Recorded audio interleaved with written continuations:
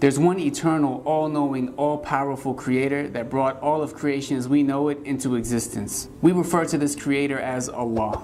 And Allah has all of the greatest names and attributes. The true reality of Allah is beyond human comprehension because He is completely perfect and absolutely unique in all of His attributes. Allah created the human being to worship Him and Him alone, as there is nothing worthy of worship except Him. He is the originator, the creator, and the sustainer of all that exists. So to worship other than Him is the worst of all actions. The first human Allah created was Adam. And from Adam, Allah created his wife. And from them both, He's created many men and women that have filled the earth to this day. But Allah did not leave the human being without guidance. Rather, throughout time, He's communicated with us through special people we know as prophets and messengers. Allah would assist them with miracles so that their truthfulness was apparent. They were the best of mankind and would convey the reality of this life to their people. The most important message being that Allah is one and that we should associate no partners with Him.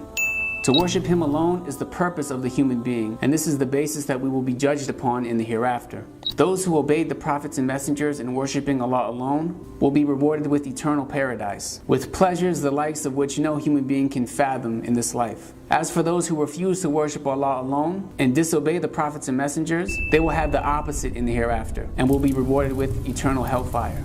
If this sounds familiar, you've probably already heard of prophets such as Jesus, Moses, Abraham, and Muhammad. They all conveyed the same message of worshiping Allah alone to their people. However, over time, past prophets' scriptures and teachings have been lost and manipulated. Therefore, Allah would send new prophets, one after another, so that all nations would be informed of the truth. In this current day and age, however, the last prophet has already lived and already died. There will be no new prophet sent to mankind.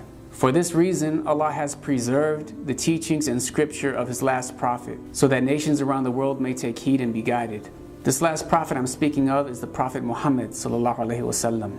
His teachings have been preserved in an incredible way, unlike the preservation of any other information throughout history. And the last of his scriptures, the Quran, has been preserved letter for letter, word for word in its original language. This has been a very brief introduction to the religion of Islam. It is the religion of worshiping Allah alone, and it is the only religion that will be accepted by the One, the All-Knowing, the All-Powerful, the Creator, Allah.